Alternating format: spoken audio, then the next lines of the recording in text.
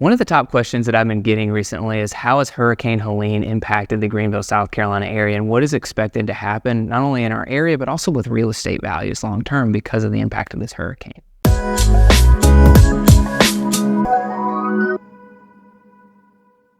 Hi, I'm Evan Whaley, your favorite Greenville Realtor. Before we dive into all that, the first thing I want to say is our Greenville area, of course, was impacted. We saw flooding, we saw a lot of power outages. Myself, I had power out for 10 days. Thankfully, I was lucky enough to go to my in-laws' house and we had a generator to be able to support our family. So we were very fortunate in that event. Of course, there was a lot of people who had a lot of other harder things that they were faced with. Overall, when we look at Greenville compared to what our neighbors in North Carolina faced, it was very small compared to what they're faced with. And so our hearts go out to them and we hope to continue to see recovery in those areas. There, of course, were people that were really impacted here locally in Greenville. They've had to move to short-term housing to get their homes fixed, and we did lose a couple lives in this event.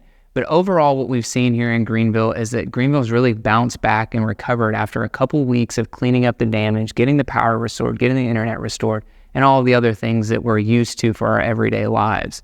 So when we talk about the local real estate market, how it was impacted and the effects that we felt, really we saw that there was about a 2-week lull in our real estate market. We had some of the lowest showing numbers ever recorded in our area as far as people going out and seeing properties. Because of course, some people were faced with needing to get food, needing to get electricity, and so many other things, and they weren't really thinking about buying or selling their home at that point. So we saw really low showing numbers. What we've seen is things have bounced back, and we're right on the trajectory and curve of where we were before as far as showings go. So we're seeing that demand is still there. We're still seeing that people are relocating to our area, and that this once in a 10,000 year kind of event has really been looked at and viewed through that lens. That this is something that is just really a freak thing. It was just a super powerful hurricane that took a really unique path that we just haven't seen hurricanes take in the past. We're really early in the process for this, and we really don't know what the long-term implications of something like this will be. Some of the thoughts that we have as a team and some of the things that we have talked about with some other top agents in our market is we're seeing that insurance adjusters are being a little more critical now. So they're looking for newer roofs on houses. They're really making sure whenever they do their inspection to insure a home that it meets all their criteria, and they're a lot more strict than they have been in the past. So that's something to keep your eye on. Premiums could potentially go up. In our area in Greenville, it's lower than the general premiums for the state of South Carolina. And, it's too soon to know what really will happen with premiums, but there is definitely potential. And we see this across the country whenever a natural disaster comes in and insurance has to spend a lot of money, that premiums do tend to rise. So that's something we could expect to see.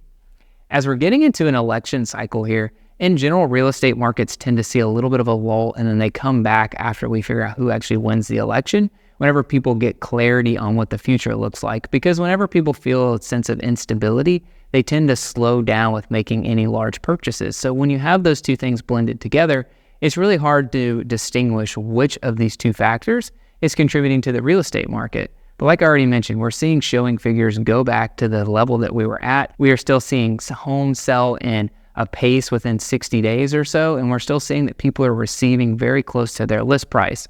So overall, what we think is that the market has really bounced back in a great way, but we'll see how the market and the data comes out after we're several months past this event. I'll end this video a little different than I've ever ended any other video before, because of course this is really close to what we experienced. And what I ultimately have to say is there was some blessings that we found in this, and I don't want to diminish the tragedy that so many people have felt, but one of the things that was really special that I saw during all of this is that the community really rallied together. Those who had their needs really helped those who didn't have the things that they needed.